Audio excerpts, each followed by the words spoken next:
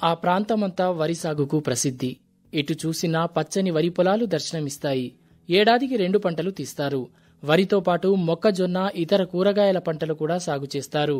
అయితే కొంతకాలం తాను అందరిలాగే వరి, మొక్కజొన్న సాగు చేసిన ఆ రైతుకు అనుకున్నంతగా లాభాలు రాలేదు. దీంతో వీటికి ప్రత్యామ్నాయంగా మంచి ఆదాయాన్నిచ్చే ఏదైనా పంటను సాగు చేయాలని అనుకున్నాడు. ఆ దిశగా అన్వేషణ ప్రారంభించిన ఆ రైతుకు డ్రాగన్ ఫ్రూట్ దర్శనమిచ్చింది. ఇంకేముంది, అనుకున్నదే తడువుగా తన 2 ఎకరాల పంట భూమిలో 3 రకాల డ్రాగన్ ఫ్రూట్ సాగుకు శ్రీకారం చుట్టారు. ఈ పంటలు మంచి దిగుబడితో పాటు మంచి ఆదాయం కూడా తెచ్చిపెట్టాయి. చిలుకలు, గడ్డి సమస్యలు మినహా మరే సమస్య లేకుండా సాగులో సఫలమైన ఆ రైతు మరెవరో కాదు, ఆయనే మంచిర్యాల జిల్లా దండేపల్లి మండలం మాదాపూర్ గ్రామానికి చెందిన నడిపెల్లి మహేందర్ రావు.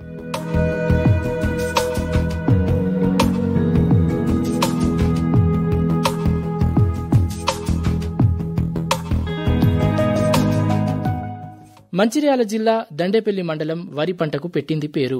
ఈ ప్రాంతంలో ఎటు చూసినా పచ్చని వరి పొలాలు, గట్లపైన తాటి చెట్లు, ఆహ్లాదకరమైన వాతావరణం కనిపిస్తుంది. ఈ ప్రాంత రైతులు ఎక్కువగా వరి పంటనే సాగు చేస్తారు.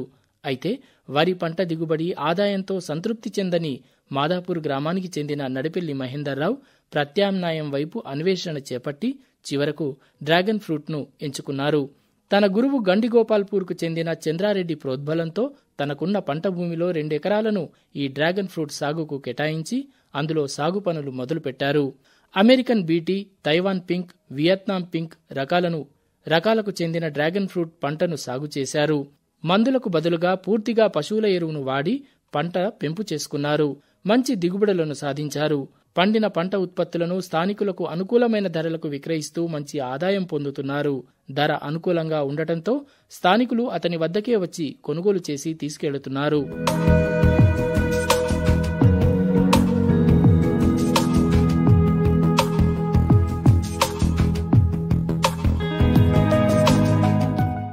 ఇక్కడి వాతావరణం, భూములు ఈ డ్రాగన్ ఫ్రూట్ సాగుకు అనుకూలంగా ఉన్నాయని, కాకపోతే పండిన పంటను చిలుకల బారి నుండి కాపాడుకోవడం, గడ్డిని అదుపు చేయడమే ప్రధాన సమస్యగా ఉందని రైతు నడిపెల్లి మహేందర్ రావు పేర్కొన్నారు. ఈ డ్రాగన్ ఫ్రూట్ సాగు సంతృప్తినిచ్చిందని, ఇదే స్ఫూర్తితో వచ్చే ఏడాది అంజీర్, లీచీ పండ్ల సాగుకు సన్నద్దమవుతున్నానని తెలిపారు. 2 సంవత్సరాలైంది మేము డ్రాగన్ ఫ్రూట్ అన్ని తిరిగి దాన్ని చూసి తిరగడానికి 1 year 1.5 year అయింది. డ్రాగన్ ఫ్రూట్ ఎంచుకొని ఫస్ట్ ఏంటంటే అమెరికన్ బీటీ ఒకటి, ఇంకొకటి ఏంటంటే వియత్నాం పింక్ 3 రకాలు సాగు చేస్తున్నాం.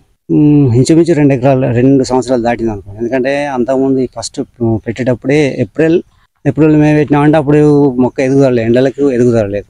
పోయినసరి కొంచెం ఎదుగుదల అయింది. ఈ సంవత్సరం పర్వాలేదు. మాది కొన్ని ప్రాబ్లమ్స్ ఏంటంటే ఈ గడ్డి, మెయిన్ ఏంటంటే గడ్డి పెడుతూనే అది అవుతుంది. ఈ గడ్డి ఉండేసరికి చీడపీడలు బాగా ఉంటున్నాయి.